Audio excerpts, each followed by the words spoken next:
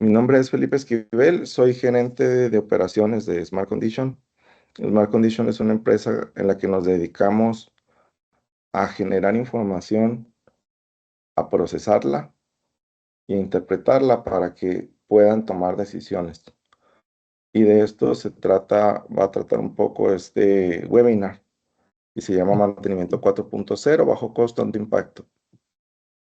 Ahora con el Internet de las cosas, los chips, toda la tecnología que está saliendo, pues se ha hecho que todo lo que es implementar o implantar un programa de mantenimiento predictivo, de monitoreo de condiciones, sea mucho más fácil y mucho más económico que hace no muchos años. Y todavía hace 10 años estábamos hablando del orden de a lo mejor cientos de dólares, cientos de miles de dólares para implementar un programa de predictivo, y ahora pues estamos hablando de decenas de miles o incluso unos pocos miles de dólares. Estas tecnologías nos han ayudado a que los métodos tradicionales, que ya tienen muchos años, como el análisis de vibraciones, pues sean rápidos y accesibles de implementar. Y también pues está todo el boom ahorita de la inteligencia artificial. Están saliendo un montón de opciones de sensores que nos dicen que mm, te dan diagnósticos automáticos, que te ayudan tú nomás lo pones y ya te olvidas de todo. Vamos a ver qué es poquito de verdad, qué es poquito de mentira. Y la idea de esto es pues que puedan tener una idea general de lo que está pasando, de lo que pueden hacer ustedes en sus operaciones, cómo pueden utilizar estas herramientas nuevas que están saliendo y cómo pueden sacar el mayor impacto de esto. No todo es sensores, no todo es inteligencia artificial, van muchas cosas, pero pues, ¿qué está pasando? No es lo que vamos a ver ahorita, eh, pues en estas 2 horas. El instructor de esta mañana es el ingeniero Hugo Guzmán, él es el gerente de innovación de Smart Condition. Somos socios, ya tenemos en esta empresa trabajando, la creamos en 2018, y pues durante estos años, varias empresas, varias personas nos han dado la oportunidad de trabajar con ellos, de ayudarles en sus programas de mantenimiento.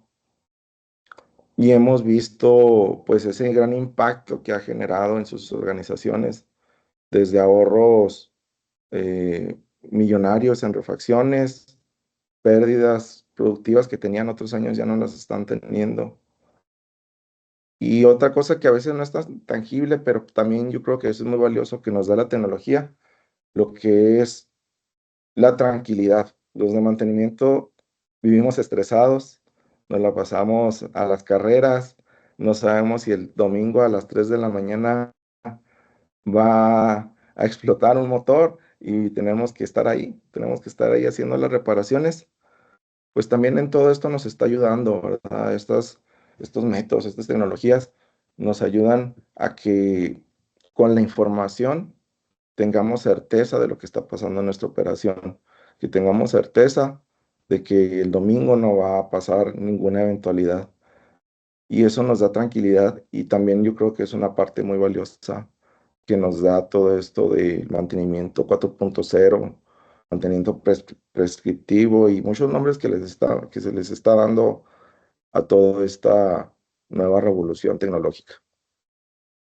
Hugo Guzmán tiene ya más de 40 años como analista de vibraciones. eh, Toda su vida profesional la ha dedicado al mantenimiento predictivo, y pues he tenido el gusto de conocerlo y de poder trabajar con él. Es un desarrollador de tecnología. Hemos creado varias herramientas que están ayudando hoy a muchas empresas a hacer su mantenimiento.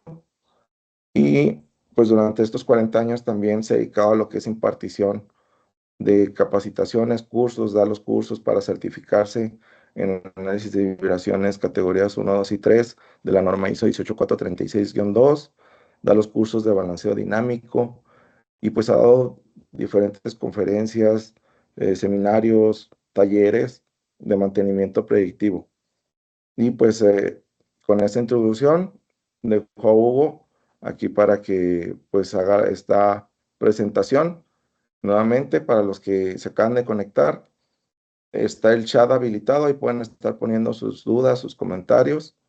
Y también si alguien quiere participar con el micrófono, pues le dan clic ahí en levantar mano y nosotros vamos a habilitar el micrófono para que puedan utilizarlo. Y pues esto es todo de mi parte. Continuamos contigo, Hugo.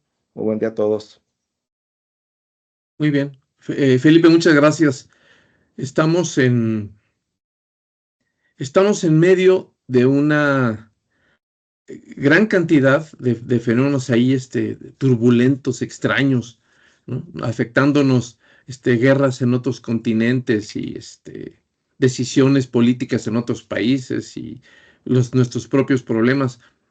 Y mientras muchas empresas se nota, ¿no?, en el ambiente cómo están deteniendo sus inversiones, pues esperando que las cosas tomen un carril, ¿no? Que como que necesitamos cierto grado de certeza para hacer, para actuar, para saber dónde poner nuestros recursos, nuestros siempre escasos recursos, dinero, tiempo, personal, talento, etcétera, etcétera. Es muy curioso cómo en algunas cosas sabemos que necesitamos cierto grado de certeza para poder avanzar. Una empresa no va de pronto a comprar una herramienta nueva si no tiene cierto grado de certeza de que esa herramienta va a producir valor para la empresa a través, obviamente, de las ventas que tenga, ¿no? Lo curioso es cómo a veces actuamos de una manera racional, sensata, correcta, buscando cierto grado de certeza, y en otras nos conducimos de una manera, tal vez hasta irracional, apostando recursos valiosos en cosas que no nos dan ninguna garantía suficiente para trabajar. ¿Cuánto es suficiente, no? ¿Cuál es el porcentaje de éxito que necesitamos eh, estimar de antemano para tomar una decisión positiva? Es decir, si yo lanzo una moneda y todo se lo apuesto a que caiga sol, ¿no? Entonces, estoy poniendo todo mi interés, mi esfuerzo, mi futuro en cierto grado a un evento que tiene un 50% de probabilidad. Mientras que hay situaciones que parecen inclusive más absurdas y que tienen mejores probabilidades. Y me gusta, no me gusta, pues, es un ejemplo claro, es la ruleta rusa. ¿Sí? Ustedes le meten, ya saben, ¿verdad? En un revólver, espero que nunca lo hagan ustedes, pero en un revólver que tiene espacio para 6 balas, se le sacan 5 y se deja solamente una, se hace girar no sé cómo se llama, el rodillo, el portabalas, y después de eso se van tomando turnos varias personas, en películas lo hemos visto, ¿verdad? Y dan un disparo. ¿Cuál es la probabilidad de éxito en la ruleta rusa? Pues 5/6, lo cual viene siendo algo así como 83%. Fíjense bien, es mucho mejor que lanzar una moneda, ¿sí? 83% suena de hecho algo bastante seguro, pero nadie diría que jugar a la ruleta rusa sea una actividad segura, ¿sí? Es justo lo contrario, es casi un símbolo por sí mismo de la inseguridad, de la incertidumbre, y se ofrece en las películas precisamente como algo angustiante, ¿no?, y peligroso en grado extremo. Y fíjense bien, el porcentaje de éxito está arriba del 80%. La pregunta es, ¿por qué en unas situaciones un porcentaje, una probabilidad de éxito del 50% puede parecer buena?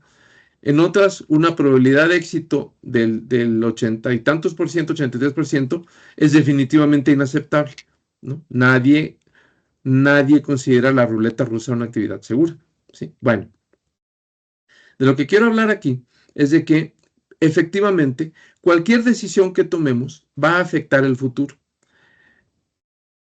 y sabemos, porque así es la vida, ¿no? Así lo ha sido siempre, la historia nos lo demuestra, que a veces tomamos decisiones que parecen más o menos seguras y que desembocan en una situación muy complicada, o que a veces tomamos decisiones muy arriesgadas y que desembocan en resultados inesperadamente buenos. Sabemos que no tenemos de manera alguna, no existe eso, certeza absoluta de lo que va a suceder. Pero eso no quiere decir que todo el tiempo actuemos de forma simplemente, diré, irracional o inconsciente, ¿sí? Cuando amanece un nuevo día, cualquiera de nosotros pues se prepara para ir al trabajo, se viste, tal vez desayuna, ¿sí? Pero nadie está tomando pasos para garantizar cada uno de esos, ¿no? Nadie está tomando acciones que garantice la absoluta seguridad y certeza de cada uno de esos pasos. Es decir, cuando nos metemos a bañar, ¿no? Nadie va y se asegura de que hace pruebas, por ejemplo, eléctricas de que no haya ninguna descarga que pueda causarnos daño, o nadie se pone a probar la calidad del agua en el sentido de que no contenga sustancias que nos puedan envenenar a través de la piel. O cuando desayunamos, ¿no? Nos preparamos ahí un sándwich o cualquier cosa, nadie se pone a analizar el queso, el jamón o el jitomate o el pan para determinar si son seguros para comer, si no contienen bacterias peligrosas, etcétera. Lo que digo es que buscar un altísimo grado de certeza se vuelve imposible, inoperante. Nos llevaría muchísimo más tiempo preparar la salida del trabajo, si hacemos todas esas cosas, que lo que dura el día, ¿no? Los recursos que consumen serían muy elevados, muy costosos, y eso lo vuelve antieconómico, ¿sí? Preferimos un cierto grado de riesgo a sabiendas de que no podemos garantizar el futuro, pero que sabemos que son cosas bastante controladas, en las cuales ya hemos trabajado, hemos tenido muchísima experiencia, lo hacemos a diario y ya no tenemos ni siquiera conciencia de que cada evento de esos tiene un cierto grado de riesgo. Y a lo que quiero llegar es, ¿por qué hacemos lo que hacemos? En particular, ¿por qué el mantenimiento industrial trabaja como trabaja? ¿Es la manera mejor que tenemos o el conceder, el aplicar nuevas herramientas que aparecen, que han aparecido recientemente, de veras vale la pena, en el sentido de que nos van a producir excelentes resultados en el futuro y que van a eliminar problemas con los que hemos estado trabajando, cargando, soportando, ¿no? Sufriendo durante décadas y décadas y décadas? De eso vamos a hablar hoy en términos generales. Mi nombre es Hugo Guzmán. Por favor, cualquier duda, cualquier comentario que quieran hacer, pueden levantar la mano y escribirlo en el chat. Si necesitan decirlo de viva voz, igual levanten la mano para que les abran el micrófono. Vamos a hablar en general de lo que es el mantenimiento 4.0, por qué el mantenimiento es importante en la industria 4.0, qué es lo que la define, ¿no? A este asunto del 4.0, las tecnologías fundamentales, cuáles son las estrategias que podemos implementar para que el mantenimiento de 4.0 sea económicamente ventajoso y que además sea suficientemente accesible como para que valga la pena tomar el riesgo. Algunos breves, ¿no? Ejemplos de éxito y cosas que hemos aprendido, y cómo podemos optimizar los procesos, incluyendo el asunto de formar al personal para utilizar estas tecnologías, y cuál es el futuro del mantenimiento 4.0, ¿no? Cuáles son los desafíos y oportunidades que tenemos en el momento, en el presente. Resulta que cada uno de estos temas da para muchísimo trabajo, para libros enteros, y por lo tanto lo vamos a tratar de manera superficial y orientados a un resultado final, que es establecer ciertos criterios, de una vez les anuncio, ¿no? Ciertos criterios, ciertas directrices de diseño que hemos utilizado en Smart Condition para crear un sistema de mantenimiento 4.0 que no tan solo sea eficaz, sino que además sea económico, sea accesible y por lo tanto sea más atractivo que otros parecidos. Es decir, la intención de esta presentación tiene su lado comercial, han de disculparnos, pero pues también hay que poner comida en nuestra mesa. Pero lo que es más importante, la forma en la que funciona eficazmente el trabajo comercial, las empresas, el capitalismo, ¿no? Por más que se le haya dado a veces un mal nombre, muchas veces. La forma que funciona es, eh, vamos a obtener beneficios a través de aportar valor a la sociedad. Y la única forma en que esto funciona de manera sostenible y sostenible, legal y sin utilizar la coerción o la fuerza, la única manera en que funciona es que el usuario, aquel que nos da su dinero por adquirir nuestros servicios o nuestro producto, eh, tiene que salir más beneficiado. Es decir, es uno de tal vez el único mecanismo donde hay un intercambio donde ambas partes ganan. ¿Sí? Si yo voy a la tienda y compro una naranja y por ella doy 5 pesos, lo que estoy haciendo es diciendo que esa naranja tiene un valor superior a 5 pesos para mí. Y el que me la vende está diciendo, estos 5 pesos tienen un valor superior que el que tiene esta naranja para mí. Es una situación ganar-ganar y eso es básicamente lo que estamos buscando. La única forma de justificar todos estos sistemas es si quien los va a usar va a obtener utilidad o no. Hablemos en esos términos. El análisis de vibraciones es una técnica que ha existido desde los años 40. Hay referencias históricas mucho más antiguas, inclusive milenarias, acerca de cómo el ser humano ha utilizado nuestra sensibilidad a las vibraciones como una manera de protección. La parte más sensible de nuestro cuerpo para la vibración son las plantas de los pies. Pies que fueron diseñados para andar descalzos. Si nosotros andamos caminando en una vereda, ¿no? En el bosque, y de pronto sentimos movimiento, ¿no? Podríamos intuir que a lo mejor lo que viene por ahí atrás es una estampida de mamuts y es peligroso y hay que apartarse. Entonces, hemos utilizado desde que el ser humano es ser humano, la vibración como una manera de advertir peligro. En el mantenimiento industrial, esto se está haciendo ya formalmente desde los años 40, cuando se empezaron, eh, cuando se empezaron a medir las vibraciones con la intención de estimar el estado de la maquinaria industrial para tomar decisiones acerca precisamente de ese estado. ¿Está en buen estado y podemos continuar la producción o presenta algún problema que requeriría la detención de la producción para poder reparar la máquina? Esto es muy importante. Resulta ser que aproximadamente el 40% de toda la energía eléctrica que se produce en el mundo es consumida por motores eléctricos industriales. Esta es una cifra importantísima, ¿no? Increíblemente importante. Fíjense bien, de toda la electricidad que se produce en el mundo, aproximadamente el 60% la consume la industria.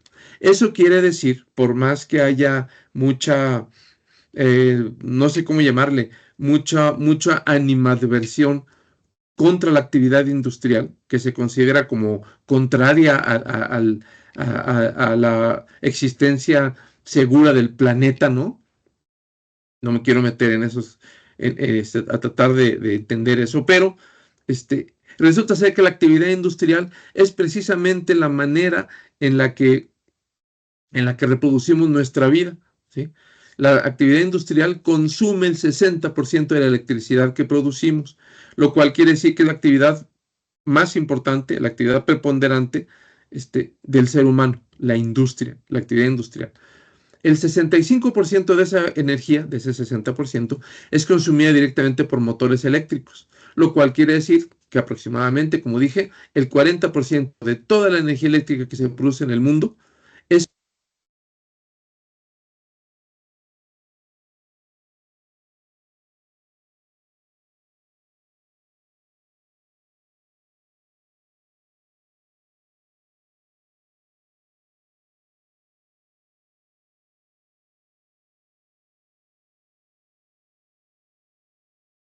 Hugo, dejó de escucharse, se fue el audio.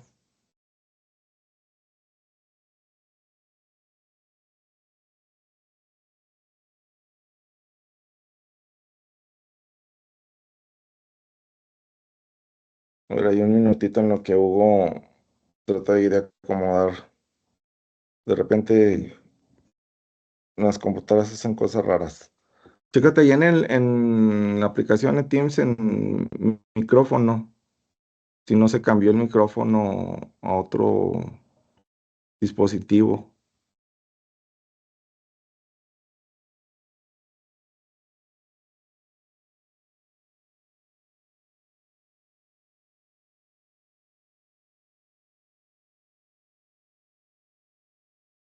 Hola, Hugo.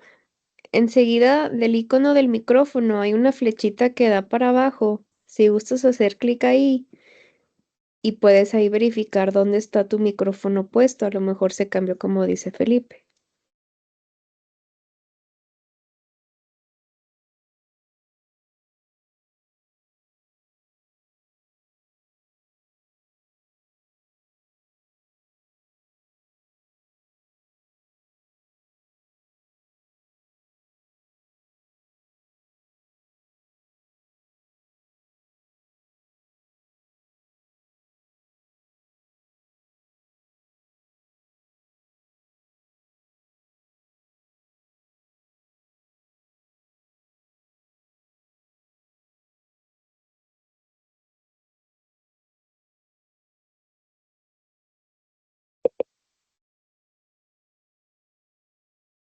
Mm, Ya se Ya se escuchó. escucha. ¿Ya se escucha?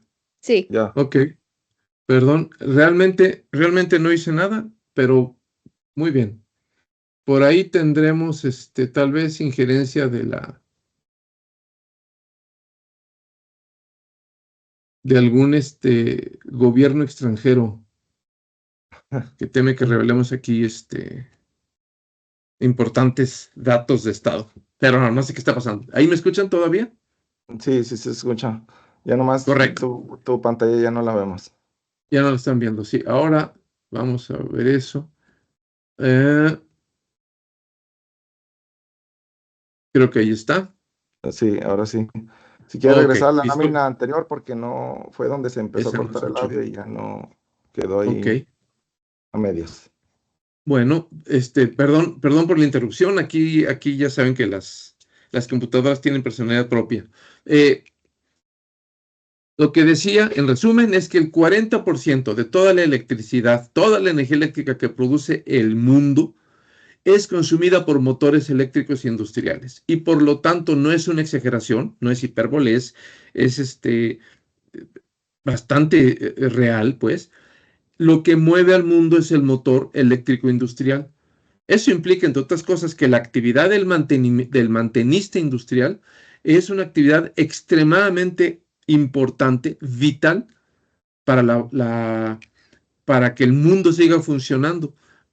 Si quisiéramos los mantenistas de pronto causar un verdadero revuelo, ¿no?, en la sociedad, lo que podríamos hacer es simplemente dejar de darle mantenimiento a los motores eléctricos y con eso sería suficiente para que el mundo se detuviera en un sentido bastante literal.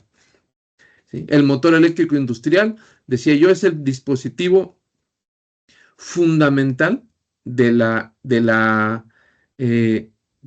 para no exagerar tal vez, de la economía humana a escala internacional. La importancia de nuestro trabajo, por lo tanto, es extrema. Por más que la sociedad no lo reconozca, les digo de broma luego a las personas con las que tenemos los cursos, ¿no?, nuestros participantes, les digo, nunca nadie ha llegado a una fiesta y ha dicho, yo hago mantenimiento de maquinaria industrial, ¿no? Y las chicas se desmayan de la emoción. Eso no pasa. La gente en general no aprecia lo importante del mantenimiento industrial. Pero nosotros al menos debemos entender que nuestro trabajo tiene una importancia vital. ¿Sí? El 40% de toda la energía eléctrica que producimos se utiliza para mover motores eléctricos industriales. Es una cifra apabullante. Ahora, el análisis de vibraciones existe desde los años 40 como una técnica para diagnosticar el estado de la maquinaria industrial. Y existen diversas instituciones que se han encargado de capacitar a personal industrial en el manejo, la comprensión, en la aplicación de esta tecnología del análisis de vibraciones. Tal vez las 3 empresas más grandes que hay en el mundo que se dedican a esta área, que es la empresa Technical Associates of Charlotte, ¿no? O asociados técnicos, como aparece aquí en nuestra pantalla, el Instituto Mobius y el Instituto de Vibración o el Vibration Institute, que es el abuelito de todos, ¿no? En el sentido de que fue la primera agrupación que le dio forma, que le dio formalidad, ¿no? A estos conocimientos. Vean aquí los números que manejan. Observen que la columna más alta en los 3 casos es la columna que corresponde a lo que indica ahí como CAT 2 o categoría 2 de análisis de vibraciones, porque son los que efectivamente realizan el análisis propiamente dicho. Un analista categoría 1, su función es recolectar datos. El analista categoría 2 tiene como función interpretar los datos y generar los reportes.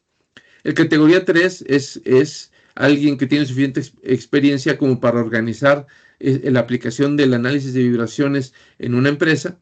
Y finalmente los categoría 4, que como ven es la columna más bajita de todas, son los que se dedican a hacer las mismas técnicas, pero con maquinaria, con turbomaquinaria. Mientras que los categoría 1, 2 y 3 se dedican a trabajar con lo que es maquinaria general industrial, motores eléctricos, bombas de agua, ventiladores, compresores, máquinas que se dice técnicamente que trabajan por debajo de su primer velocidad crítica, lo cual es otro tema. Como pueden ver, la columna más alta corresponde a los analistas categoría 2. Y esto es así porque son efectivamente los que hacen el diagnóstico, los que interpretan los datos y pueden hacer la recomendación acerca de si una máquina requiere mantenimiento o puede seguir operando con seguridad. Vean aproximadamente que si sumamos las 3 columnas de categoría 2, estamos hablando del orden de unas 8,000 personas formadas en esta área. Eso no quiere decir que en el mundo haya nada más 8,000 analistas categoría 2. Tenemos aproximadamente, ¿qué será? Tal vez el doble, ¿no? El triple con mucha dificultad. Pero vamos a suponer que hubiera, ¿sí?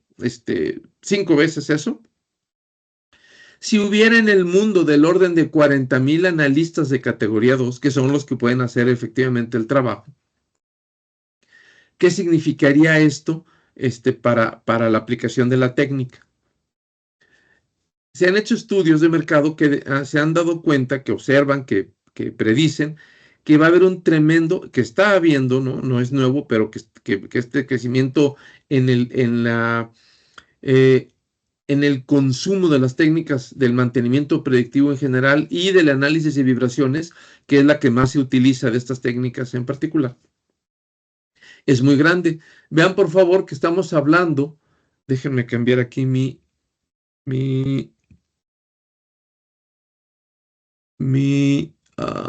¿dónde está? Voy a cambiar mi apuntador para que parezca un láser y se pueda ver mejor. Ok, estamos viendo aquí que se estima que entre el 2022 y el 2029 va a haber un crecimiento sostenido del orden del 30% anual. Es un mercado enorme y que está creciendo muy rápido. Sorprendentemente rápido, ¿no? Para la situación económica que existe en el mundo en la actualidad, ¿sí? Y vean, por favor, que se estima que la mayoría de ese mercado se encuentra en Norteamérica, lo cual comprende 3 países, México, Estados Unidos y Canadá. Si pensamos exclusivamente en México, ¿sí? Resulta ser que tenemos del orden de 650,000, tal vez a estas alturas estaríamos hablando cerca de 700,000 empresas manufactureras. La gran mayoría, la inmensa mayoría de esas 700,000, del orden de 600,000, son empresas manufactureras micro que tienen hasta 10 empleados, ¿sí? Y el resto son empresas pequeñas, medianas y grandes. Lo interesante aquí es que si nosotros dividiéramos esos 40,000 posibles analistas, los que hay en todo el mundo, entre las 640,000 empresas que hay nada más en México, tendríamos menos de 1/10 de analista por empresa. no por fábrica, por empresa. La inmensa mayoría de estas empresas tienen una sola fábrica, pero hay algunas empresas grandes, como empresas automotrices o empresas energéticas, etcétera, que tienen más de una planta, ¿no? Mucho más, que tienen miles de máquinas. Lo que estoy diciendo con este número .0625 es que la cantidad de analistas que hay en el mundo es absolutamente insuficiente para satisfacer el crecimiento enorme que hay en la demanda de esta tecnología.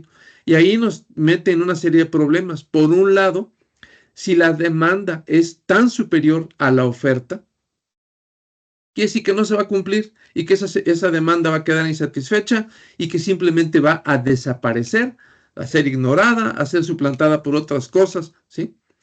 Es mucha mayor la demanda del analista de vibraciones que la oferta, de una manera pavorosa, como podemos ver en este número. Pero la necesidad del mantenimiento ahí está, no hay forma de evitarla. Resulta que tenemos una serie de conceptos, algunos más correctos que otros, acerca de cómo deberíamos aplicar este mantenimiento. Que repito, ya la industria ya es centenaria, no es algo nuevo. Tenemos aquí en la pantalla una curva muy famosa llamada la curva de la bañera, porque parece efectivamente una tina de baño cortada, ¿no? Así longitudinalmente, donde se establece que las máquinas tienen una zona de juventud, una de madurez y una de envejecimiento. Sabemos que al principio, por errores de diseño o defectos de fabricación o de instalación, podemos tener fallas en una máquina relativamente nueva. Si todo eso se resolvió en su momento, la máquina va a operar durante tal vez años, depende del tipo de máquina obviamente, y la posibilidad de que ocurra una falla nunca va a ser cero. Si hacemos correctos trabajos de lubricación, que tal vez sea lo más importante, si la materia prima que manejamos es de buena calidad, etcétera, si controlamos la operación de la máquina, pueden ocurrir fallos aleatorios, ¿sí? Pero ocurre que el periodo, sabemos, ¿no? Ese tiempo es el más largo de la máquina. La instalación de una máquina cuando es nueva requiere un cierto tiempo, pero una vez que le echamos a andar y que corregimos los problemas de desalineaciones, etcétera, la máquina puede operar durante años sin problemas, ¿sí? Pero todo, dicen que todo, ¿cómo era el dicho? Todo por servir se acaba, ¿no? Y acaba por no servir. Llegamos a la zona de envejecimiento, donde podemos tener fallos estructurales y mecánicos debido sobre todo a la fatiga. Y eso hace que la probabilidad de falla aumente hasta que se ha comprobado, ¿no? Que de cada 100 máquinas, 100 van a fallar eventualmente, por una razón o por otra. Si esto es cierto, ¿no? Si tenemos componentes que van a fallar en la individual, pero que van a dar al traste con el resto de la máquina, es decir, no falla la máquina como un conjunto, no se vuelve polvo en un cierto tiempo, ¿no? Sino que ocurre una falla en algún componente, típicamente los rodamientos, ¿no? Son los primeros en sufrir, debido a las enormes solicitaciones mecánicas, ¿no? Con las que operan. Pero el asunto está que una máquina con un rodamiento dañado se detiene igual, como si fuera toda la máquina. Y entonces la pregunta es, bueno, ok, si esto va a pasar, si la máquina eventualmente va a fallar, ¿qué podemos hacer para contrarrestarlo? Y ha habido esencialmente tres maneras de atacar este problema. El primero le llamamos el mantenimiento correctivo.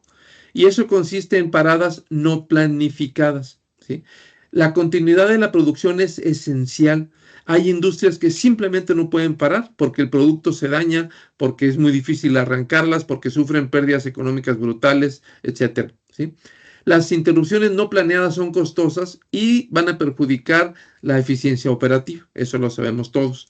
Y repito, hay empresas donde un paro no planeado puede destruir la propia empresa. Un ejemplo hasta dramático es con la industria del aerotransporte. Un avión se cae y es posible que inclusive la empresa desaparezca, como ya ha habido ejemplos no muy lejanos. El mantenimiento correctivo, que consiste, ya sabemos, ¿no? Se da la falla y entonces actuamos. trae siempre aparejado un aumento de los costos operativos, porque no es nada más la producción perdida que puede ser el costo más alto, pero también tenemos que las reparaciones urgentes pueden requerir de piezas de repuesto costosas. Necesitamos, no sé, un rodamiento especial que ocurre que se hace bajo pedido, y entonces, con tal de obtenerlo y no detener demasiado tiempo la producción, pues estamos ahí pagando sobrecostos y vuelos especiales para que nos entreguen cosas de ese estilo. También se requiere mano de obra adicional, tiempo extra, etcétera, que puede hacer que, no puede ser que seguramente vaya a elevar el costo de la operación de la planta. Esto trae aparejados también riesgos para la seguridad. Un equipo que no está bien mantenido puede funcionar de manera incorrecta o insegura, puede poner en peligro a los trabajadores o al entorno, y hemos visto ejemplos terribles de esta situación, como San Juanico en México, ¿no? En los 80s. Pero hay algo que tal vez sea igual de pesado, de difícil, pero más sutil, es que cuando una máquina la dejamos operar hasta la falla, lo que se va a dañar no es nada más el componente que en última instancia falló. Por ejemplo, el rodamiento. Un rodamiento se amarra, ¿no? Porque se sobrecalienta, porque se amarra, pues. Y el asunto es que el daño no se queda nada más en el rodamiento. Si el rodamiento se llega a amarrar, es posible que la flecha, por ejemplo, se acinture, que se desgaste por estar girando con el rodamiento amarrado, ¿sí? Por poner uno de muchos ejemplos. Y eso lo que quiere decir es que constantemente estamos teniendo, al aplicar correctivo, estamos teniendo máquinas que terminan peor de lo que en realidad debieron haber terminado. Es decir, si el rodamiento se hubiera cambiado a tiempo, la flecha hubiera quedado en buen estado. La tapa del motor no se hubiera agrandado. Y lo que estamos observando todo el tiempo son máquinas que están holgadas. Ya es normal, ¿sí? Ya me lo dicen, me ha tocado oírlo en muchas plantas, ¿no? Durante estos más de 40 años que tengo trabajando en esta área, he visitado miles de plantas y no es raro que den por hecho que las máquinas tienen holguras, que el rodamiento se instala con Loctite, para que me entiendan, ¿no? Ya es parte ya es parte de lo normal. Y es absurdo, no debería ser así, pero ¿por qué ocurre? Por el mantenimiento correctivo. Como esperamos hasta la falla, el rodamiento se va a calentar, a calentarse se agranda y eso va a contribuir, entre otras cosas, a que la tapa, el soporte del rodamiento, pues pierda sus dimensiones y el ajuste requerido, ¿sí? Entonces, todos estos problemas, ¿sí?, van a traer como consecuencia que tengamos incertidumbre, no hay forma de planificar. El departamento de preventivo, perdón, el departamento de mantenimiento se convierte en pues como en un cuerpo de bomberos, siempre listos a ver qué está fallando, ¿no? Y además nos suele pasar que de pronto estamos haciendo una reparación cuando falla una máquina más importante y tenemos que dejar esa reparación o cerrarla como haya quedado para ir corriendo a lo que sea más urgente, ¿sí? No hay planificación efectiva, no hay gestión de recursos adecuada, no hay programación de nuestro tiempo, no hay manera de mantener un stock de refacciones razonable, ¿no? Siempre tenemos que estar guardando piezas por todos lados. Vayan a cualquier fábrica, abran cualquier locker y se van a encontrar ahí rodamientos viejos que los mecánicos guardan porque saben que en algún momento los van a necesitar, ¿sí? Vayan a las oficinas de gerencia de mantenimiento y no es raro encontrarse en los rincones motores o refacciones diversas, bandas o lo que sea, porque ya saben que cualquier cosa puede suceder, entonces tienen que estar preparados para cualquier cosa y eso obviamente es imposible y muy costoso. El mantenimiento correctivo no es una solución. La competitividad de la empresa termina por sufrir, sus costos van a aumentar, no hay manera de garantizar ni la producción, ni el costo, ni la calidad de los productos, ¿sí? El correctivo no contribuye a la mejora de la competitividad, hace justo lo contrario. El correctivo no podemos utilizarlo como estrategia de trabajo. A pesar de ello, me atrevo a afirmar que tal vez sea todavía la estrategia más utilizada en la industria mexicana. Tal vez me equivoco. Nace en la Segunda Guerra Mundial la idea del mantenimiento preventivo. Si yo sé, ¿sí?, si yo sé que la máquina va a fallar eventualmente, que no hay nada eterno, Entonces, ¿por qué no hacemos algo de trabajo estadístico para determinar la vida útil, la vida promedio de los componentes de mi máquina? Y entonces lo que tengo que hacer es, si yo sé que un rodamiento dura, voy a decir cualquier cosa, ¿no? Si yo sé que un rodamiento dura 30,000 horas, ¿por qué no lo cambio a las 25,000, ¿no? A las 29,000, ahí depende del miedo que me dé, ¿sí? Y como idea no está mal, excepto que se hicieron estudios también durante la Segunda Guerra Mundial. Pueden ustedes buscar lo que es el principio Waddington, ¿no? Waddington fue un señor, un inglés biólogo, que lo pusieron a trabajar en la Segunda Guerra Mundial en el mantenimiento de aviones, ¿sí? En la guerra, pues hay que recurrir a lo que tengamos disponible. Y entonces él no era mecánico, no tenía ninguna experiencia, pero era científico, y entonces pues, empezó a aplicar su método científico para estudiar el problema del mantenimiento, y se dio cuenta que el mantenimiento preventivo que aplicaban no funciona. ¿Por qué? Porque causa más problemas de los que resuelve. No quiero ahondar mucho en eso, pero quiero decir dos cosas respecto del preventivo. Una es que no funciona. Y ahí siempre que digo esto adentro de una fábrica, la gente se estresa mucho, ¿no? Mucho, al grado de que ya me han inclusive amenazado con sacarme de la planta si vuelvo a repetir eso, ¿no? De que el preventivo no funciona. ¿Por qué digo que no funciona? Vean por favor esto. No lo digo yo. Vean en la lámina estudios que se han hecho por parte de la Armada de los Estados Unidos y por parte de empresas de aviación civil, ¿no? Son dos tipos de aplicaciones donde no puede haber fallas, ¿sí? No pueden depender del correctivo. En el caso de la Armada de los Estados Unidos no le pueden decir a un submarino enemigo, aguántame tantito, se me descompuso el motor principal y déjame que lo arregle y luego regresamos al combate, ¿no? O en el caso de un avión comercial, no le pueden decir a los pasajeros, señores pasajeros, favor de sacar las manos y empezar a aletear porque se nos paró el motor, ¿no? ¿Me explico? Son situaciones donde una falla es catastrófica, casi la que sea. Y por ello han hecho estudios para ver de qué manera ocurren las fallas, ¿sí? Y vean por favor los números. Vean que tenemos separados en dos renglones, por así decirlo. Las fallas que son relacionadas con la edad, con el tiempo, el número de golpes, las horas de operación, y las fallas que son puramente aleatorias, es decir, ocurren en cualquier momento. No hay manera de saber cuándo van a pasar, no hay forma de medir la probabilidad de que ocurra esa falla. Y vean, por favor, para no estar deteniendo demasiado en explicar esto, como dice aquí, las fallas aleatorias comprenden o cubren aproximadamente entre el 77 y el 92% de todas las fallas que encontraron, mientras que las fallas relacionadas con la edad solamente cubren entre el 8 y el 23%. Déjenme redondearlo ahorita mucho para poder facilitar la conversación. Estamos diciendo 8 más 23 pues nos da 31, ¿no? Estamos diciendo más o menos que dos de cada tres fallas, por lo menos, 2 de cada 3 son fallas aleatorias, ¿sí? Por lo menos. ¿Sí? El número puede ser todavía más alto, pueden ser 4 de cada 5, pueden ser 8 de cada 10, ¿sí? Los estudios ahí varían en números. Pero el punto es ese, ¿no? La gran mayoría de las fallas son aleatorias, ¿sí? Por lo tanto, cuando en un mantenimiento preventivo seleccionamos una máquina para intervenirla, tenemos una mayor probabilidad de fallar en el sentido de que la máquina no lo requiere.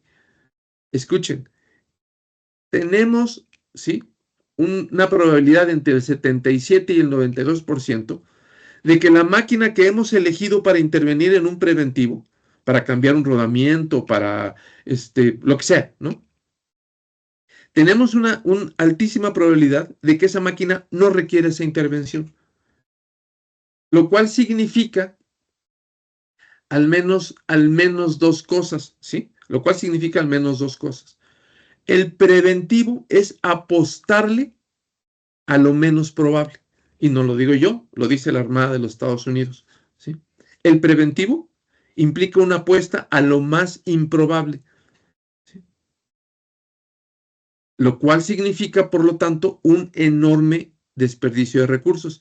Es como decir, ya no me alcanza el salario, ¿no? Y en vez de buscar, no sé, opciones para complementar mi salario, me pongo a comprar billetes de lotería, ¿no? No es ilegal, pero la probabilidad de que yo acierte a la lotería y que con ello resuelva mis problemas es ridícula, ¿no? Prácticamente nula. Y eso significa que no voy a estar más que desperdiciando lo poco o mucho que me cueste los boletos. Voy a terminar peor de lo que estaba. En términos de la industria, ¿no? No es exactamente igual, la probabilidad no es tan baja como la lotería. Pero lo que quiere decir que es que la industria está utilizando una gran cantidad de recursos para hacer mantenimiento preventivo. Recursos que podría utilizar mucho mejor si destinar ese dinero únicamente a reparar las máquinas que necesitan reparación. Pero eso no se puede elegir al azar. No puedo llegar, ¿no? Así con los ojos cerrados y decirle, Tin Marín de Dopingüe, a ver qué máquina es la que necesita una reparación, ¿sí? Porque eso es lo que hace el preventivo. No es cierto, porque nosotros consideramos el número de golpes o el número de piezas fabricadas o las horas de operación. Eso no importa, no depende de nuestra intención, depende de lo que hace la realidad. Y vean por favor que la realidad nos dice, ¿sí?, que más del 77% de las fallas son aleatorias. Por lo tanto, no importa el tiempo que hayan operado. Sabemos que si algo opera mucho tiempo va a terminar por dañarse, eso lo sabemos. Pero las fallas no siguen el patrón que nosotros deseamos. Las fallas siguen el patrón que las fallas siguen, ¿sí? Y eso convierte al preventivo en una mala solución, ¿sí? Desperdicia muchos recursos. Luego la gente se pregunta, ¿cómo voy a usar dinero o de dónde voy a sacar dinero para comprar equipos estos de predictivo que son costosos? Y la respuesta más sencilla, en mi opinión, es deja de ser preventivo. Todo ese dinero que vas a ahorrar lo puedes utilizar para tecnologías que sí funcionan. Lo estoy diciendo muy rápido y yo sé que eso causa mucha angustia en muchas personas, ¿no? Pero hacer cosas que no funcionan es algo a lo que estamos muy acostumbrados, ¿sí? Estamos muy acostumbrados a comer alimentos que no nutren, a realizar actividades que no nos fortalecen, a perder el tiempo en, ¿para qué me pongo a hablar, verdad? El problema está en que estamos muy acostumbrados a hacer cosas ineficaces simplemente porque las hemos hecho toda la vida. ¿Sí? Y lo único que tenemos es inercia y nos da miedo cambiar porque no encontramos una alternativa que nos garantice resultados. ¿Sí? Curioso que no le pedimos garantías a lo que hacemos. Las hacemos nada más porque estamos acostumbrados. Pero a las cosas nuevas sí les pedimos garantías. Hombre, está bien, tiene sentido, pero lo que yo creo que también deberíamos hacer es mantener la mente abierta para darnos cuenta que hay cosas que hacemos que no funcionan. Y no lo digo yo, lo dice la Armada de los Estados Unidos. ¿Eh? Vamos a hablar del mantenimiento 4.0 como una alternativa a estas actividades viejas, históricamente, estas actividades que se hacían porque no nos quedaba de otra, ¿no? Y vamos a tratar de explicar por qué ahora sí nos queda de otra, sí tenemos alternativas, ¿sí? El mantenimiento 4.0 es un nombre ahí que esperemos que sea memorable.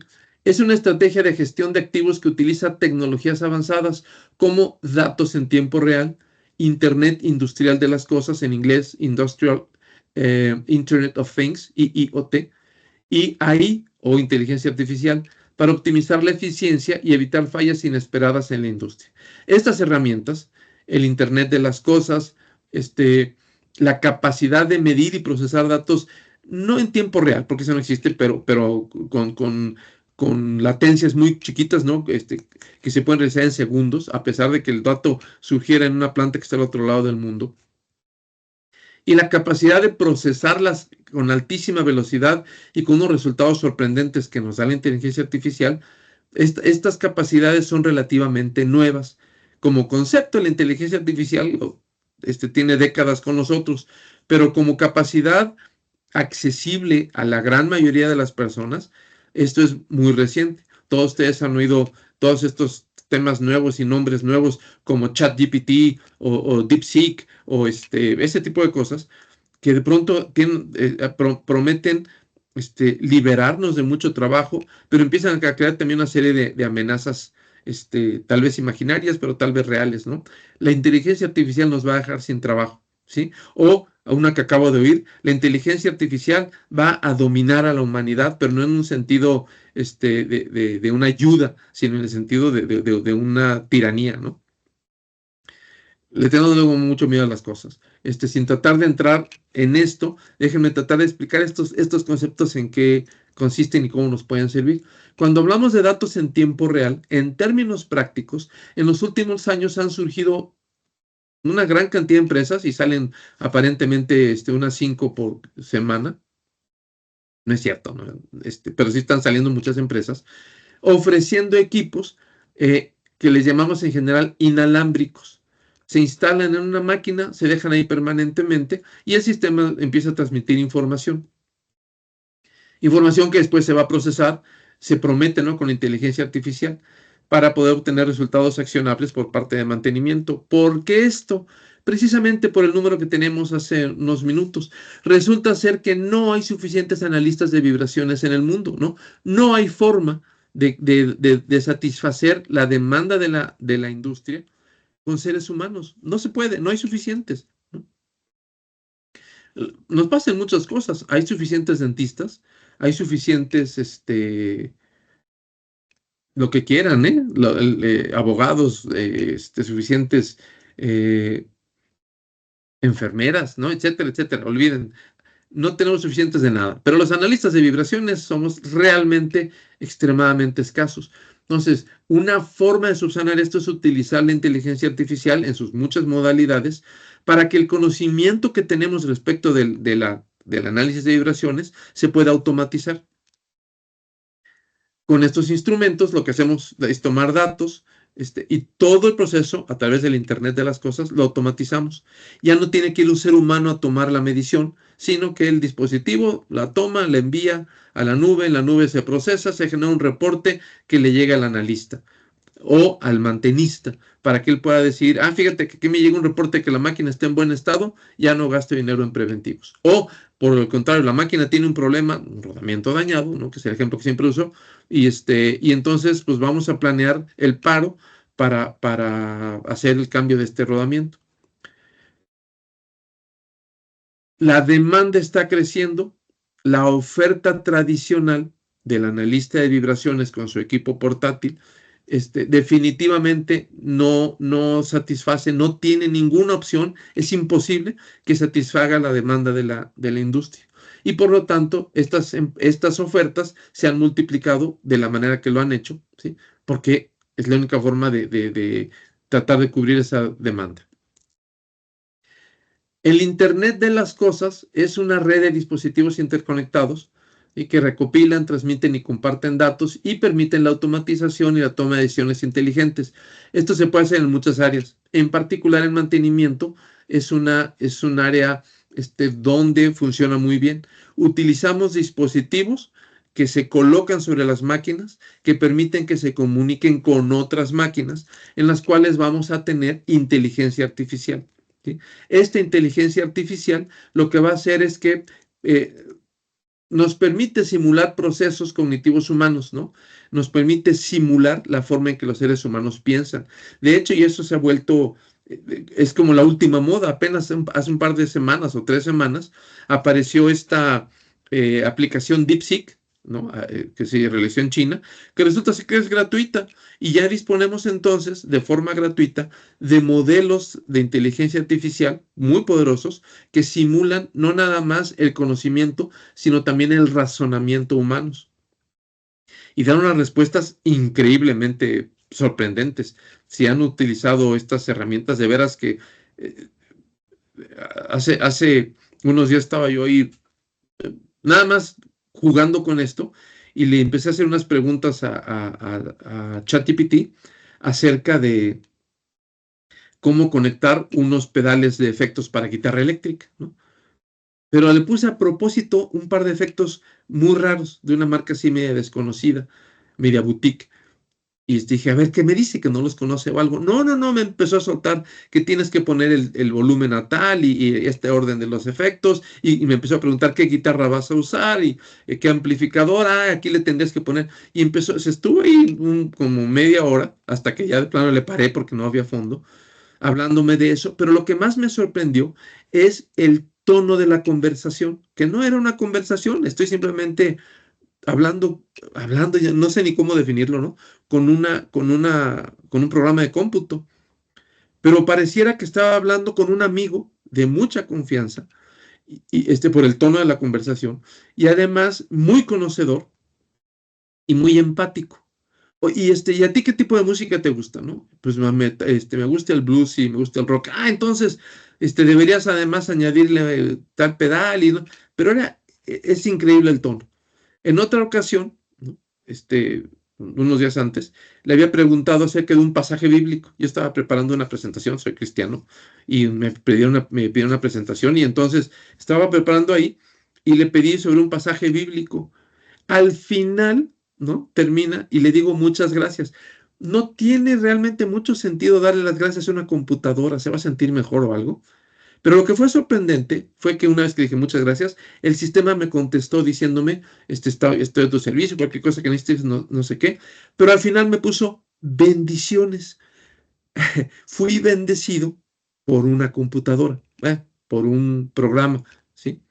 El sistema es capaz de adoptar todo, hasta como, no sé si llamarle sentimientos o lo que sea, ¿no? De su interlocutor. Es sorprendente. En fin, la inteligencia artificial es una simulación, ¿sí? Pero es una simulación extremadamente poderosa y que está avanzando a un ritmo insostenible. No sé si cada semana nace un nuevo sistema que nos va a resolver problemas que el sistema de la semana anterior apenas estaba abordando.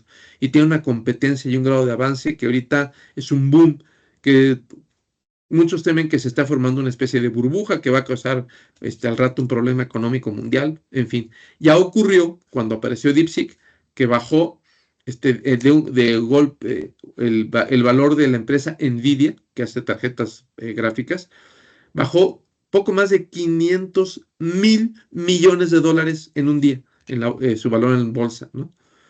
Es histórico, eso nunca había pasado. En fin, todo esto nos está impactando fuertemente. Y a pesar de toda esta locura, es cierto que son herramientas extremadamente importantes, ¿sí? Y podemos distinguir entre aprendizaje automático y inteligencia artificial. El aprendizaje automático es una parte, o machine learning, aprendizaje de máquina, es una parte de la inteligencia artificial, es una técnica, una de las muchas que posee. Pero el aprendizaje de máquina requiere lo que se llaman datos etiquetados. Es decir, yo tengo que pasarle un dato que puede ser una imagen, una afirmación, lo que sea, ¿no? Un dato a una máquina y decirle, esta es un valor aceptable. Y puedo estarle así mandando datos diciendo estos son aceptables, estos son no aceptables, serían datos etiquetados, de manera tal que el sistema aprende a distinguirlos. Y a partir de ese aprendizaje, ya le puedo mandar datos sin etiquetar, pero el sistema ya me va a decir, este es aceptable o este no lo es, ¿no? El problema está que los modelos, los datos, déjenme decirlo de esta manera, con los que contamos son difíciles de interpretar, inclusive por seres humanos. La ventaja que ofrece la computadora es la increíble velocidad que tienen comparada con un ser humano, que puede considerar cantidades pavorosas de información que a un ser humano le llevarían tal vez meses revisar con cuidado y que nadie jamás podrá memorizar lo suficiente, ¿no? Una computadora lo puede hacer sin mayor problema. Entonces, en lo que nos ganan directamente las computadoras es en la cantidad de la información que pueden manejar con gran rapidez.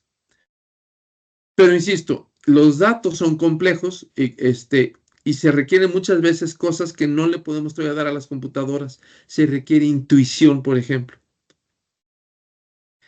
Pero el problema del machine learning, que es la herramienta que utiliza la mayoría de las empresas que ahorita está ofreciendo servicios a partir de estos equipos inalámbricos, es que requiere mucha información estructurada, previamente revisada, para que el sistema aprenda. Ahora, hay millones de motores en el mundo, motores eléctricos industriales estoy diciendo. Por lo tanto, obtener suficiente información en un tiempo relativamente corto acerca de cómo se comportan los motores es perfectamente factible. Pero, por otro lado, la pregunta sería, ¿cuántos, digamos, cuántos molinos, no, déjenme cambiarla, cuántos hornos para clinker que se utilizan en la industria cementera existen en el mundo o nada más en México. Les apuesto que no son, a lo mejor no son ni 20 o 30, tal vez ni a eso llegan. ¿Y qué importancia tiene esto? Que una máquina crítica, importantísima para la industria cementera, como un horno de clinker, no produce suficiente información como para que en un tiempo corto el machine learning pueda aprender a resolver sus problemas. A lo mejor, en términos así de números, pasarían literalmente siglos antes de que se puedan tener suficientes datos, suficientes casos de todas las formas de falla que tiene un horno de clinker para que el machine learning pueda conocerlas y resolverlas todas. Eso no va a pasar. Entonces, el machine learning es muy útil para maquinaria general, como motores eléctricos, tal vez bombas de agua, compresores, ya hay muchos tipos, ya lo veo más difícil, pero para las máquinas más importantes de la industria, el machine learning es inútil, no como técnica, es inútil porque no nos va a dar resultados en los intervalos de tiempo que requerimos. El tiempo de implementación de estas técnicas se vuelve absurdo para algunas máquinas que ocurre que son tal vez las más importantes. Esto obviamente es una generalización. Habrá empresas donde la aplicación del machine learning sea sencilla, rápida y eficaz. Habrá otras donde sea prácticamente inútil, pero eso solamente se podría discutir observando, analizando, revisando el tipo de empresa, de un tipo de empresa en particular. Por otro lado, diferentes industrias a nivel mundial, cuando han implementado el predictivo, se pueden dar cuenta de que obtienen utilidades entre un 10 y un 40% de los costos de mantenimiento, ¿sí? Y también una reducción entre el 10 y el 40% de los tiempos de inactividad. Son valores enormes, son números muy grandes, ¿sí? Esto hace que, por ejemplo, en el 2022, hace 3 años ya, el mercado mundial de mantenimiento, que se valoraba en 5.3 miles de millones, en buen español se llamarían millardos, y en Estados Unidos le llaman billions, ¿no? Se espera que el tamaño de este mercado de dólares, se espera este mercado que aumente a 3.4 miles de millones para el 2029, ¿sí? Aquí algo está mal, porque puse un número más chico. Por ahí me equivoqué en el término y les pido una disculpa. El caso está que tenemos un crecimiento cercano al 30% anual, ¿sí? Por lo tanto, esos 5.3, si ese fuera el número correcto, tendría que estarlo multiplicando por 1.3 elevado a la 7. Es un número muy grande, ¿no? Ahorita no quiero ponerme a hacer aritmética. Pero el punto es que este mercado crece tanto debido a los altos beneficios que proporciona. Nada más por hacer un número sencillo. Si nosotros sacamos el promedio entre 10 y 40%, ¿no? Que es lo que se ha observado, diríamos que podríamos tener con bastante probabilidad un beneficio del 25% de los costos de mantenimiento. Lo que quiero que piensen es, en el caso de aquellos que estén encargados de mantenimiento en la planta, ¿cuánto es el costo anual del mantenimiento para tu planta? ¿No? La cuarta parte de eso es muy probable que se recupere desde el primer año, ¿no? Aplicando tecnología de mantenimiento predictivo. Independientemente de la dificultad, que ciertamente es difícil, ¿no? 25% paga ampliamente, muchas veces, lo que se vayan a gastar en predictivo. Es un negocio redondo, ¿no? Es extremadamente rentable. Ahora, esos son los costos de mantenimiento. ¿Qué pasa con los tiempos de inactividad? ¿Cuánto cuesta una hora o un día o una semana de paro en la planta? ¿Sí? Hay empresas que visitamos recientemente, hay una empresa en particular, no es la única, donde un minuto de paro les cuesta $50,000. Un minuto de paro. Y el sistema de mantenimiento predictivo que calculamos para esa planta, muy extenso, que abarca todas las áreas importantes, ¿no? Estamos hablando de que tiene cuesta por ahí así de $1,500,000. No es poco dinero, pero comparado con lo que les cuesta un minuto de paro, ¿no? La verdad es que son cacahuates, ¿no? Lo que tendría que lo que tendrían que pagar respecto de la utilidad que pueden tener. Una cuestión que no recibe suficiente atención es la frecuencia de inspección. Este punto es técnico, es fino, pero es muy, muy importante, ¿no? Cuando hacemos inspecciones con demasiada frecuencia, lo que estamos haciendo es incrementar el costo de inspección. Y ese costo puede ser tan alto que inclusive nos quite algo de los ahorros, ¿sí? No estoy afirmando que el predictivo pueda aplicarse tan en exceso que sea más caro que los resultados financieros que dan. No estoy diciendo eso, ¿no? Es casi garantía de utilidad si se aplica bien. Lo que estoy diciendo es que podemos desmerecer o podemos disminuir la utilidad que tengamos del predictivo cuando tenemos frecuencias de inspección demasiado altas, ¿sí? Si queremos medir, por ejemplo, con una cámara termográfica la temperatura del cuerpo de un motor eléctrico, la pregunta es ¿cada cuándo hay que hacerlo? ¿Una vez al año? ¿Una vez al mes? ¿Una vez a la semana? ¿Una vez diario? ¿Cada 15 minutos? ¿Sí me explico?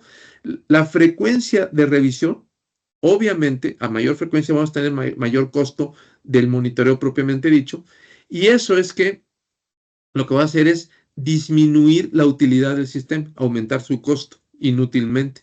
Por otro lado, también puedo tenerlos demasiado separados, ¿sí? Cuando yo tardo mucho o tengo una frecuencia de observación muy baja, voy a perder o a disminuir la probabilidad de encontrar una falla a tiempo. Esto no tenemos por qué dejarlo al azar. Existe una técnica, toda una base científica y muy comprobada, que se llama el teorema de muestreo de Nyquist-Shannon, que lo que dice es, si yo tengo una cosa llamada la frecuencia de muestreo, ¿cuántas mediciones hago por unidad de tiempo? Por ejemplo, una revisión al mes o una revisión diaria, por poner dos ejemplos, ¿sí? Eso lo voy a llamar la frecuencia de muestreo o FS, la S de sampling en inglés, ¿no? Y por otro lado, tengo la frecuencia máxima del contenido de la señal. Esto es para análisis de señales. Una señal senoidal que esté oscilando a 100 Hz quiere decir que hace 100 ciclos cada segundo, ¿sí? Entonces la pregunta es, ¿con qué frecuencia debería revisar esta señal para tener una información fidedigna de lo que está haciendo? Y la respuesta es, se tiene que hacer más del doble, ¿sí? Es decir, si yo tengo una señal que está variando a 100 Hz, tengo que estarla muestreando por lo menos al doble, de hecho un poquito más arriba, ¿no? Es decir, a más de 200 Hz. Y esa es la manera en la que puedo obtener información fidedigna, no perfecta, pero sí suficientemente buena como para tomar decisiones correctas, ¿sí? Entonces, en la práctica se utiliza una tasa superior, una frecuencia de muestreo superior, como de 2,5 a 3 veces la señal, la frecuencia máxima, y esto mejora la precisión de la información que obtenemos. Este es un principio clave. Yo puedo muestrear a frecuencias mucho mayores, a 30 veces, a 300 veces, a 1000 veces, ¿sí? Pero ya es inútil. Voy a obtener información redundante que ya no me va que sí me va a aumentar mucho el costo del muestreo, pero que ya no aumenta el valor de la señal que estoy obteniendo. Por poner un ejemplo, ¿no?, de lo que estamos hablando, resulta ser que una norma, no es la ley absoluta, pero es un buen indicador. Tanto la ASME 73.1 como la ISO 5199 requieren un mínimo de 17,500 horas de vida L10 para los rodamientos de bombas industriales. Allí tomé un ejemplo, ¿no? Para bombas industriales, por norma, el diseñador tiene que garantizar, ¿no? Tiene que diseñar pensando en que ese rodamiento tiene que durar por lo menos 17,500 horas. Ahora, eso significa aproximadamente 2 años, ¿sí? Quiere decir que si respetáramos la instalación, la lubricación, la alineación, si todas las condiciones de una bomba de agua común y corriente industrial fueran aplicadas correctamente, entonces podríamos esperar una vida útil de 2 años para el rodamiento, ¿sí? Eso quiere decir que, según el criterio de Nyquist, deberíamos tomar más de una medición cada 12 meses. Pero fíjense, más de una medición cada año. ¿Qué les parece una medición cada 6 meses? Y sería suficiente si pudiéramos confiar en que todas las bombas están correctamente alineadas, correctamente lubricadas, correctamente instaladas, etcétera, ¿no? Que es lo que no siempre podemos garantizar. ¿Sí? Una máquina se va a inspeccionar, se va a revisar cada cierto periodo según el diseño del sistema.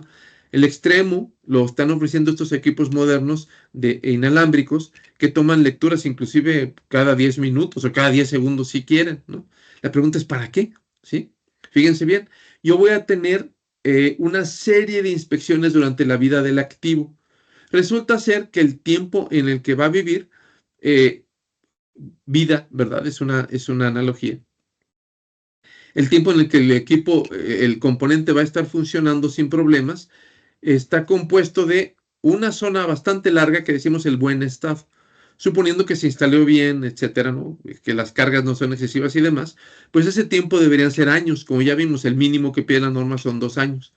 Pero va a llegar un punto, debido a algún problema, algún golpe, alguna contaminación en la lubricación, por alguna razón, va a aparecer una primer falla en el equipo y a eso se le llama, digamos, en el mantenimiento, no en la teoría del mantenimiento, se le llama comúnmente la falla potencial, ¿sí? Cuando aparece el primer indicio de un problema, pero que todavía no se puede distinguir con nuestros propios sentidos. Es decir, ya apareció una falla en la pista, pero es tan pequeña, produce niveles de vibración tan bajos y de ruido tan bajos que no lo podemos percibir con nuestros sentidos. No puedo decir está caliente o no puedo decir está haciendo ruido, ¿sí? Eso le llamamos la falla potencial. Pero esa falla potencial en un cierto tiempo, que suele ser del orden de unos pocos meses, se va a convertir en una falla catastrófica, ¿sí? Va a empezar a generar más fricción, a dañar más partes de la pista, el rodamiento por ser metálico, ¿no? Por esa fricción se va a empezar a calentar y va a llegar el momento en que se amarra y se destruye por completo. Entonces, el punto está que cuando ya hay falla catastrófica, no hay inspección necesaria, ¿no? Ya está roto, ya se amarró la máquina y hay que revisarle, ¿verdad? Ya lo que hay que hacer es la reparación general. Pero en la falla potencial, ¿sí? Es cuando la inspección es una inversión muy rentable, es decir, cuando puedo medir y determinar si la máquina todavía puede operar con seguridad o ya requiere que la detengamos para hacer la intervención, ¿sí? Sin embargo, también en la parte de la máquina donde está en buen estado, la inspección no tiene mayor utilidad. Tal vez nos sirve para calmarnos los nervios, ¿sí? Pero si la máquina está bien, lo único que voy a encontrar es que está bien. Claro que el problema es que no sé si está bien, ¿sí? Pero lo que voy es que podemos caer en sistemas que sobremuestreen. Y repito, en términos ahorita muy generalotes, no estoy diciendo que esa sea la solución, pero en términos muy generalotes, inspecciones que sean mayores a una vez cada 6 meses, es muy probable que sean excesivas, ¿sí? No estoy diciendo entonces que ese sea el intervalo adecuado. Nosotros en Smart Condition, cuando hacemos muestreo manual, lo que le recomendamos al cliente es inspecciones mensuales. Son un poquito excesivas, pero eso es debido a que las condiciones de operación de la planta nunca son ideales, ¿sí? Siempre hay problemas, siempre hay fallas de calidad en la materia prima, o fallas o problemas en la operación, o descuidos por parte del lubricador. En fin, hay cosas que pueden crear problemas que no se comporten como lo que sería ideal, ¿sí? Entonces, la falla potencial debe ser determinada, debe ser encontrada a tiempo para poder planear la reparación, que hace a final de cuentas lo que se va a tener que hacer. Pero esa falla potencial, como les digo, nos da meses de margen, no muchos meses, ¿no? Tampoco hay un número así universal que va. Pero en términos generales, estamos hablando, repito, de unos pocos meses en cuando aparece la falla potencial, es decir, cuando el analista de vibraciones, por ejemplo, o el termografista o el ultrasonometrista, cuando el técnico de predictivo, utilizando una tecnología desarrollada, poderosa, puede detectar un problema, ¿sí? Entre eso y la falla catastrófica, generalmente son meses de los que hablamos. Entonces, ¿cuál es la frecuencia de muestreo que es adecuada? y les aseguro que no son segundos. Habrá situaciones donde sea razonable, ¿no? Donde sea importante, una máquina tan costosa, tan crítica, tan peligrosa tal vez, que valga la pena estarla muestreando cada pocos segundos. En fin, estamos desperdiciando dinero, pero debido a lo crítico del caso puede justificarse. Pero en la mayoría de los equipos eso no es cierto, ¿sí? ¿Qué hacemos pues? Entonces, lo que vamos a hacer nada más es plantear aquí una comparación, ¿sí? Yo sé que estoy sobresimplificando, pero para no quitarles demasiado tiempo. Y esa simplificación es así. Escogí 3 modelos que actualmente se puede comprar. No quise poner ahorita nombres, ¿no? Para no hacerlo una obvia comparación publicitaria, pero son 3 modelos que, por cierto, son tal vez los más populares que encontré en México. Bueno, uno de ellos es el nuestro, ¿verdad? Uno le vamos a llamar el modelo A. Y vamos a empezar en esos términos. Si yo tuviera una planta donde quiero vigilar con dispositivos IoT, ¿no? Con tecnología completamente de última generación. Yo quisiera vigilar 200 máquinas y además que yo quisiera que fuera un proyecto de 5 años de duración. ¿Cuánto costaría esto? ¿Sí? Entonces, el modelo A, repito, son datos reales, pues es lo que ofrece un sistema muy popular en el mercado mexicano, es realizar inspecciones diarias, no son manuales. Está un equipo de monitoreo permanente ahí puesto y cada día manda una señal a la base de datos. El hardware es de aproximadamente $1,000, pero para cuidar 200 máquinas, pensemos en máquinas de más de 100 caballos de fuerza, ¿no? Motores de más de 100 caballos de fuerza. Estaríamos ocupando 4 sensores por máquina, tengamos 2 en el motor y 2 en el útil. Por ejemplo, si hay un reductor y hay uno, y si hubiera una bomba de agua, ahí sería otro, ¿no? Para comparar peras con peras. Básicamente, cada uno de estos dispositivos tiene un costo de $1,000. Estoy sobresimplificando porque me falta la instalación y otras cosas. Ellos no cobran, este sistema no cobra por el servicio de SaaS, significa significa Software as a Service, ¿no? Es decir, los datos se envían a una base de datos y ahí se procesan de alguna manera para graficarlos o escribir un reporte, lo que corresponda, emitir alarmas, etcétera. Este particular modelo no cobra por ese servicio, ¿no? Tú adquieres tu equipo y ya no les debes nada, pero puedes seguir utilizando indefinidamente este servicio del software que ellos ofrecen. No es tan sencillo porque hay un límite de tamaño, ¿no? Pero ahorita para no complicar la comparación. El analista categoría 1 es aquel que toma los datos, mientras que el analista categoría 2 es el que genera los diagnósticos. El asunto está en que debido al grado de automatización de este sistema, no vamos a tener que invertir en quien esté tomando los datos y revisando los mismos para generar alarmas. Eso se puede automatizar. Lo que sí va a hacer falta es un analista categoría 2, que es el que genera los diagnósticos, porque cuando una máquina esté alarmada, va a tener que meterse a la base de datos para revisar todas las variables que se pueden en un análisis de vibraciones y determinar la causa de la vibración. Está desbalanceada, está dañado el rodamiento, está desalineada, hay un problema de cimentación, etcétera, ¿no? Esto tiene un costo. Y decimos aquí que va a costar $2,200 por 2, porque dado el volumen posible de información que se genera con estos sistemas para 200 máquinas, van a hacer falta 2 analistas de tiempo completo durante los 5 años, ¿sí? Y eso va a generar un costo total del sistema de poco más de $1 millón, $1,064,000. Estamos simplificando, pero es para establecer una base de comparación. Ahora hablemos de un segundo modelo.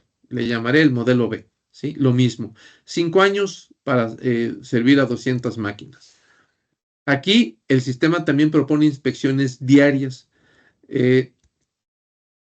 El hardware en este segundo modelo no lo tiene que comprar el cliente, sino que el hardware se entrega en como una renta, se instala, etcétera, con una renta. De manera tal que lo que se está cobrando es en realidad el software, ¿no? El servicio que se da a través de la nube. Y cuesta, insisto que esto no, son números aproximados, $80. Y lo aplicaríamos aquí por los 400 puntos, es decir, en el anterior sistema se proponían 800 sensores. Aquí nada más se proponen 400 porque es lo que propone el proveedor de ese servicio. Es decir, uno en el motor, un sensor, y otro sensor en el útil, si es una bomba o lo que sea. Sigamos ese modelo. Entonces, $80, como son mensuales, es 800 por los 400 puntos por los 12 meses del año por los 5 años. No se requiere un analista categoría 1, puesto que los datos se toman automáticamente y las alarmas se generan automáticamente. Y no se requiere un analista categoría 2 porque el sistema también promete diagnósticos automáticos y generación de reportes también automáticos, ¿sí? Es decir, aquí la promesa está bonita en el sentido de que no necesitamos formar especialistas o contratarlos. En el modelo anterior necesitábamos 2 analistas categoría 2, pero ¿se acuerdan del problema? Que no los hay. ¿Sí? No hay suficientes analistas en el mundo para que todas las empresas utilizaran este sistema. El total de este número sería, para este sistema de 5 años, de $1,920,000, prácticamente el doble del anterior. Pero se ve más asequible, no en el sentido del dinero, sino en el sentido de que no necesitamos súper especialistas para que el sistema funcione. Y es una promesa interesante. Finalmente, el modelo nuestro de AssetCare, lo mismo, ¿no? Vamos a pensar en que tenemos 200 máquinas, pero aquí estoy haciendo una pequeña distinción.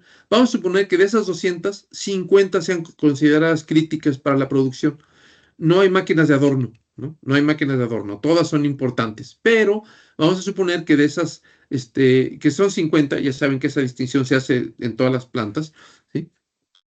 Una de cada 4 es crítica, lo cual es un número elevado. Ahorita les voy a explicar por qué esa distinción. Nosotros vamos a realizar inspecciones no continuas, como se dice aquí, ¿no? En realidad, en el mundo digital no hay tal cosa como inspección continua, pero sí hay inspecciones de muy bajo periodo, es decir, de muy alta frecuencia. Aquí lo que decimos es que vamos a variar la frecuencia de las inspecciones. Ese es el modelo AssetCare. Ahorita les explico cómo, ¿sí? En primer lugar, el costo del hardware sería elevado del orden de los $109,000, porque vamos a invertir en un analizador de muy buena clase, un analizador manual, portátil, de muy buena clase, metrológicamente poderoso, y también se van a invertir en la instrumentación permanente de estas 50 máquinas críticas. Es decir, como son críticas, se justifica ponerles mediciones permanentes, pero en las otras 150 máquinas, la verdad es que es excesivo poner equipos de medición permanente y toda la red, la comunicación con la red inalámbrica que eso involucra. Y se pueden medir perfectamente con un equipo portátil. Ese es un modelo híbrido, le llamaré ahorita, que es el que propone AssetCare. Sí hay un cobro del servicio y el cobro implicaría $36,000 anuales por todo lo que hace el sistema, que es recuperar toda la información, ya sea tomada automáticamente o ya sea tomada manualmente. Toda esa información se sube a la nube, ahí todo eso, el resto del trabajo ya es automático, se procesa y también genera alarmas y diagnósticos, ¿no? Que pueden ser enviados o que son enviados por correo electrónico o inclusive por mensajería como WhatsApp. ¿Sí? Entonces, aquí sí necesitamos un analista categoría 1, que es la persona que va a ir a medir esas 150 máquinas de forma manual. Pero el proceso es extremadamente sencillo, se puede aprender en unas pocas horas. Y además, vean aquí por favor cómo se pone que si el salario de este analista fuera de $1,100 al año, otra vez es una aproximación, ¿sí? Lo podemos dividir entre 5 en el sentido de que no le llevaría más de un día por semana para medir las 150 máquinas una vez al mes. Por lo tanto, ¿sí? El costo se reduce tremendamente y no necesitamos un especialista. Le llamamos analista categoría 1, pero parte del servicio que ofrece AssetCare es que cuando se instala este sistema en una planta, capacitamos y certificamos a los usuarios como analistas categoría 1. ¿Sí? Es parte del servicio, está incluido en el costo. Y esto permite que, aun si hay pocos analistas en el mercado, se puedan formar de personal ya existente en la planta. Y no hay que recontratar muchos porque demanda poco tiempo de su parte. Decimos que insisto en esto, ¿no? Dedicándole un día de la semana al análisis, a la toma de datos de vibraciones, cubre perfectamente 150 máquinas. No necesitaremos una categoría 2 porque eso lo hace el sistema, ¿sí? Y el costo total del servicio serían $302,200 por los 5 años. Entonces, en una tabla que resume esto, quise poner aquí esto. Fíjense que estamos diciendo, hasta abajo el costo, es un tema importante, pero no lo es tanto porque cualquiera de ellos se justifica plenamente. Cualquiera de ellos, en una planta de 200 máquinas con 50 críticas, fácilmente puede recuperar esas cantidades. A no ser que se tratara de máquinas extremadamente pequeñas, ¿no? Motores fraccionarios, en fin. Estoy hablando de una planta intermedia.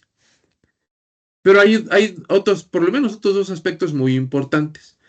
Uno es la calidad del servicio. Fíjense bien que en el sistema A, como el análisis lo hace un ser humano, entonces la calidad del servicio va a depender de la calidad del analista, ¿sí? En el sistema B, la calidad del sistema es buena si hablamos de máquinas comunes. ¿Se acuerdan lo que mencionaba del aprendizaje de máquina? El sistema B funciona con base en aprendizaje de máquina, en machine learning. Y el problema de eso está en que cuando la máquina es una máquina muy conocida, un motor eléctrico, es un buen ejemplo, la calidad va a ser bastante buena, ¿sí? Pero cuando hablamos de máquinas que generen poca información, porque son pocas máquinas, entonces la calidad va a ser francamente discutible, ¿no? Yo no me atrevería a llamarla mala, pero si no tiene suficientes datos, un sistema de aprendizaje de máquina, por bueno que sea, no va a funcionar, ¿sí? Mientras que la calidad de servicio por parte de AssetCare, y aquí obviamente pues voy a hablar bien del sistema, pero tenemos bases para demostrar que esto es cierto, está optimizado para todo tipo de maquinaria. Porque recuerden ustedes que nosotros partimos de un servicio al cual le llamamos híbrido, en el sentido de que no está basado únicamente en los sistemas automatizados con inteligencia artificial, sino que también siempre cuentan con soporte humano. Lo que tiene gran ventaja del sistema automatizado es que filtra la señal. Solamente nos hace ver aquellas máquinas que tienen problemas. Las máquinas que están bien las detecta como tales de una forma tremendamente confiable y solamente nos preocuparíamos por aquellas máquinas cuya situación fuera dudosa, ¿no? Las que están claramente mal tampoco son problema, ¿no? Y ahí es donde intervendrían humanos para discutir el problema, inclusive con el cliente, de ser necesario. Y todo eso va incluido, como decía, en este costo de los $302,000. Ahora, ¿cuál es la confiabilidad a final de cuentas del sistema? En el sistema A estaría por definir, dependería de la calidad de los analistas humanos que contraten o formen. En el sistema B, datos publicados por ellos mismos dicen que su confiabilidad es del 87%. Por cierto, ahí estoy tal vez siendo un poco venenoso, pero la confiabilidad de la ruleta rusa es 83% y nadie considera la ruleta rusa algo seguro. 87% me parece que es un valor extremadamente bajo. ¿Por qué? ¿Cuántas fallas necesitamos, ¿sí? En la planta para que sufra? 87% en una planta de 200 máquinas significa que pueden fallar aleatoriamente, sin que sepamos cuál es, 26 máquinas. Es una cantidad pavorosa, ¿sí? Imagínense que súbitamente, no es eso lo que va a pasar, pero extrapolando al límite, ¿no? Que en un día fallaran 26 máquinas al mismo tiempo, pues la planta se detiene y se volvería un caos espantoso. Estoy afirmando que 87% no es suficientemente bueno. Y la culpa no es del sistema. La culpa es de la falta de información que van a generar muchas máquinas que son escasas, que son más raras y que por eso, como ya dije, no generan suficientes datos para ser bien analizadas. Cuando intervienen seres humanos y otras técnicas que utilizamos en Smart Condition, en las cuales también a través de inteligencia artificial, pero no de machine learning, sino de redes neuronales, podemos detectar variaciones importantes en cualquier tipo de máquina. El costo de ese sistema es opcional. Hay empresas que no quieren hacer eso porque tienen puras máquinas comunes y eso disminuye un poco estos $302,000. Pero si lo quieren tomar, que es lo más recomendable, en el caso de las máquinas más raras, es posible, raras en el sentido de escasas, es posible determinar cambios importantes que se tienen que investigar. Es decir, en esos casos no podemos generar directamente un diagnóstico, pero sin duda podemos detectar si están ocurriendo problemas con los cuales el cliente puede revisar la máquina para ver si eso es efectivamente un problema o fue una cuestión como de que cambiar un producto o algún error de lubricación, etcétera, que se pueda corregir con facilidad. Y podemos afirmar que tenemos una confiabilidad del sistema que supera el 95%. De hecho, tenemos pruebas de que supera el 99%, pero para no parecer aquí simplemente exagerados o soberbios, ¿no?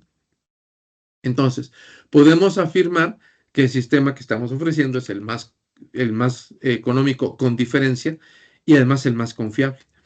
Las 3 Bs, ¿verdad? De bueno, bonito y barato.